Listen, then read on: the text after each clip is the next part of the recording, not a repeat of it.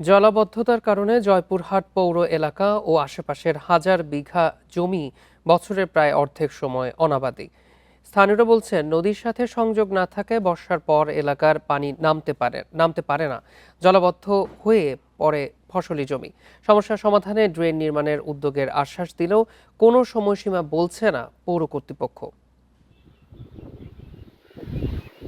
প্রতিবছর বর্ষা মৌসুমের শুরুতেই তলিয়ে যায় জয়পুরহাট পৌর এলাকার তাজুর মোড়, বুরুপাড়া ও মাগনিপাড়া এলাকা। পার্শ্ববর্তী বেল আমলা, নিশিমোড় ও কেশবপুর গ্রামেরও বিস্তীর্ণ জমি জলাবদ্ধতায় অনাবাদি পড়ে থাকে কয়েক মাস।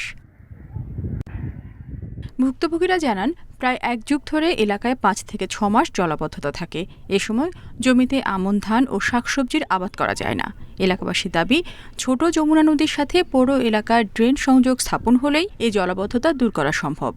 বর্ষার মৌসুমটা পুরোটাই মনে করেন যে মাটির পানি নিচেই থাকে, এখানে কোনো আবাদ সাবাদ হয়। পানি এখানে ঢুকে জাম লাগে থাকে। পানি নিষ্কাশনের কোনো জায়গা আমাদের এই বিলের নাই। কয়েক মাসের জলাবদ্ধতায় চিনিকলের প্রায় 200 বিঘা জমিতেও আখ চাষ বিঘ্নিত হয়। ভোগান্তিতে পড়েন চিনিকলের আবাসিক এলাকার বাসিন্দারা।